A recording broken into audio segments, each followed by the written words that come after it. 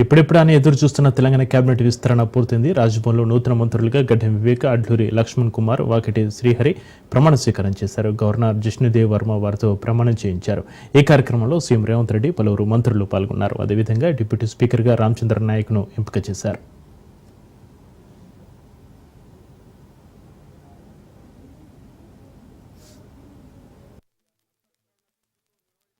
గత శుద్ధితో నిర్వహిస్తానని, భయం కానీ పక్షపాతం కానీ రాగద్వేషాలు కానీ లేకుండా రాజ్యాంగాన్ని శాసనాలను అనుసరించి ప్రజలందరికీ న్యాయం చేకూరుస్తానని దైవ సాక్షిగా ప్రమాణం చేస్తున్నాను.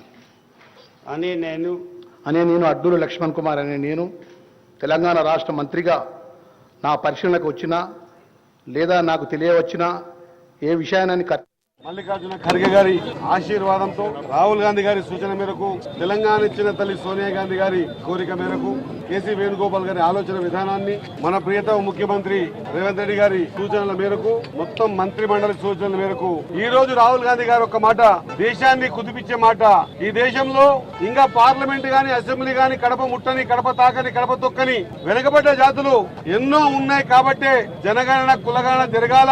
మంత్రిమండలి అంతా కూడా అసెంబ్లీలో తీర్మానం చేసి మేము కూడా వెనుకబడ్డ జాతులకు ఖచ్చితంగా వెన్నంటి ఉంటే పార్టీ ఏదైనా ఉంది ఈ దేశంలో అంటే అది కాంగ్రెస్ పార్టీ అని మరొకసారి రుజువైందని నాకు అనిపిస్తా ఉంది.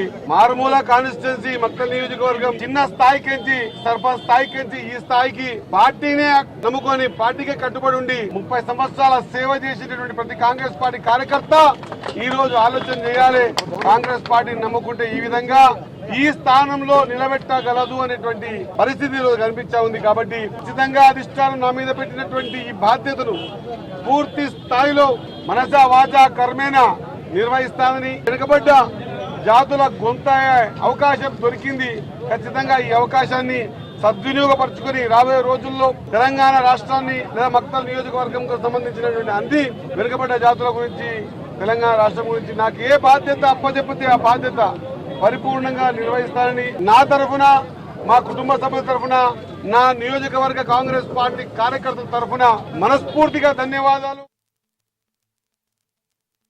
సామాన్య కాంగ్రెస్ పార్టీ కార్యకర్త 84 నుంచి ఎన్ఎస్ఏలో ప్రయాణమైనటువంటి రాజకీయ జీవితంలో భాగంగా మా అఖిల భారత కాంగ్రెస్ పార్టీ అధ్యక్షులు మల్లికార్జున ఖార్గే గారు, అఖిల భారత కాంగ్రెస్ పార్టీ నాయకులు రాహుల్ గాంధీ గారు, మా తెలంగాణ ఇచ్చిన తల్లి సోనియమ్మ తల్లి, తెలంగాణ రాష్ట్రంలో 30 సంవత్సరాలకు వెళ్ళినటువంటి మా న్యాయమైన మాదిగా జనాభా ప్రతిపాదిక వరకు ఏదైతే సుప్రీంకోర్టు జడ్జిమెంట్ ను గౌరవ ముఖ్యమంత్రి అమలు చేసిన చట్టాన్ని అమలు చేసిన సందర్భంలో పట్ట యావత్ తెలంగాణ రాష్ట్రంలో మాదిగా మా కుటుంబ సభ్యుల పక్షాన మేము 6 శాసనసభ్యులం అఖిల భారత కాంగ్రెస్ పార్టీ ముందు ఏదైతే మా 30 సంవత్సరాల న్యాయమైన సమస్య చేవెళ్ల డిక్లరేషన్ ప్రకారం మల్లికార్జున ఖార్గే గారు, రాహుల్ గాంధీ గారు చట్టాన్ని చేసి ఫలాలు ఎబిసి వర్గీకరణ చేసి చట్టాన్ని ఫలాలు మాకు అమలు చేస్తూ చట్టాన్ని అందించి గౌరవ ముఖ్యమంత్రి గారి నేతృత్వంలో మంత్రులంతా అందిస్తున్నటువంటి సందర్భంలో పట్ట మా వర్గానికి సుమారు 32 లక్షల మంది 2011లో ఉన్నటువంటి జనాభా 2025 అంటే సుమారు 50 లక్షల పై చిలుకు దాటింది. మా గౌరవ శాసనసభ్యులు మనమందరం కూడా మన అఖిల భారత కాంగ్రెస్ పార్టీ ముందు మన న్యాయమైన సమస్యను మనవి చేయాలని చెప్పి